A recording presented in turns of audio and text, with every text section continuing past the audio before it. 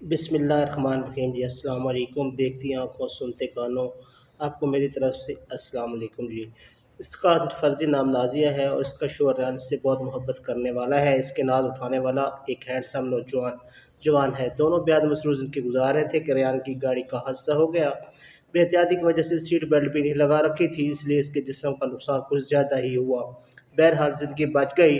ناز اٹھانے والا شوہر یوں جیسے بوجھ بنتا جا رہا تھا۔ کسی بزرگ خاتون سے فون پر بات کرتے ہوئے فرمایا، یوں لگتا ہے ہماری نازو کسی نے جادو کے عذاب میں جکڑ دیا ہے۔ پھولوں کی سی زندگی گزار رہی تھی، ہنستی مسکراتی کھیلتی کودتی نازو کیسی مرجھا گئی ہے۔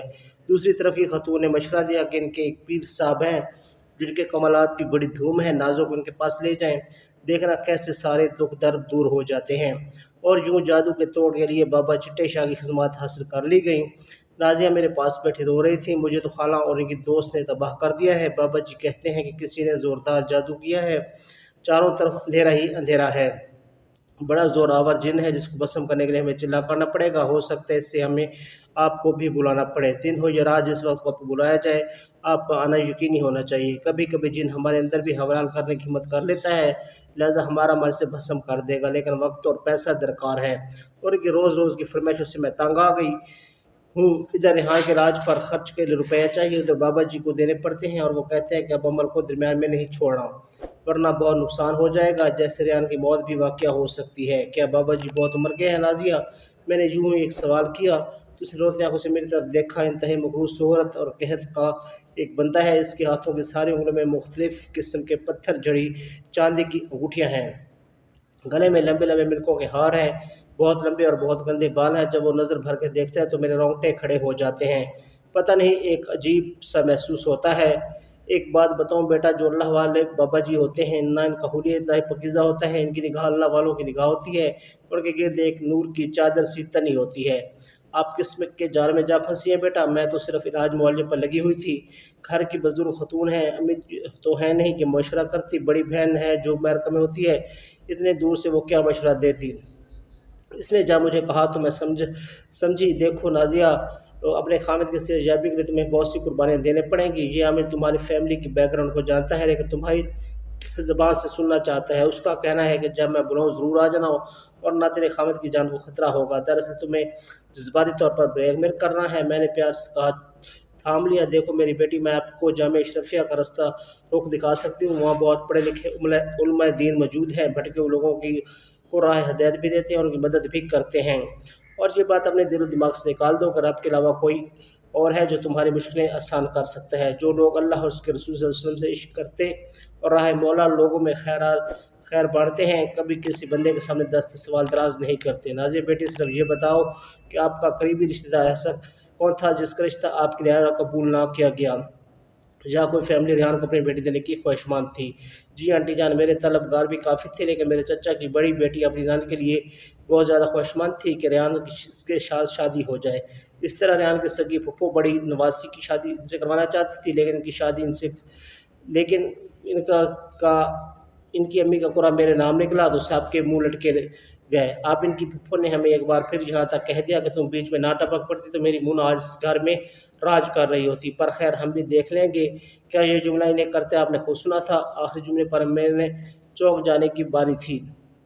جی، میرے سامنے انہوں نے یہ بات کہی تھی، لیکن میں نے اسے کوئی خاص نہ سمجھا، لیکن اب آپ کو بتاتے ہوئے یہ جملہ بھی یاد آ گیا ہے، اور میں سوچ رہی تھی کہ کہیں یہ پھپھو ہی تو اس گھر کو برباد نہیں کر رہی، کیونکہ رشتوں کا عمل توڑوانے والے جادوگر بڑے ماہر اور فنکار ہوتے ہیں۔ اب ایک جگہ سر سے توڑوا کر دوسری جگہ بات کروا دینا ان کے لیے مشکل نہیں ہوتا، لیکن یہ سمجھ لینا بھی ضروری ہے کہ کلام الہی سے اس کا توڑ ممکن ہے، مگر اس کے لیے کسی عالم بعمل کی مدد لینا ضروری ہو جاتا ہے۔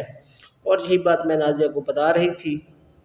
قرآن میں ایک جگہ حکم ہے، مگر پھر بھی چوکنار ہو۔ جس طرح جنگ میں احتیاط کی ضرورت ہے، اسی طرح زندگی کے غموں میں بھی محتاط رہنا ضروری ہے۔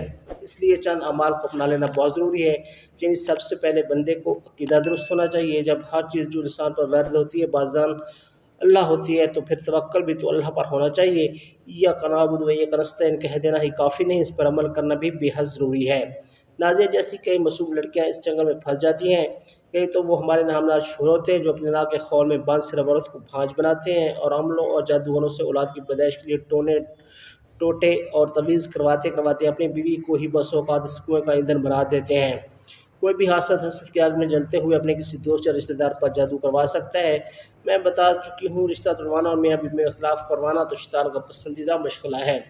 بس ضعیف العقیدی چھوڑیے اور اپنے وحد رب کی ذات پر بھروسہ کرنا سیکھیے، پھر پرسکون زندگی گزاریے، کیونکہ شر کا اصل کام تربیتی کارروائی کرنا ہے اور جادو سب سے بڑا تخریب کار ہے۔ نبی محترم صلی اللہ علیہ وسلم نے جادوگر کی گردن اڑانے کا حکم دیا تھا، لیکن اس بدکار کو ضرور معاف فرما دیتا تھا جس نے آپ صلی اللہ علیہ وسلم کی ذات عالیہ صفات پر جادو کا وار کیا تھا۔ اور جہاں تک میں سمجھتی ہوں، آپ صلی اللہ علیہ وسلم کا جادو کی زرد میں آنا اور پھر اس میں معوذتین کے پڑھنے کے بعد آزاد ہو جانا ہمارے لیے مشعل راہ ہے۔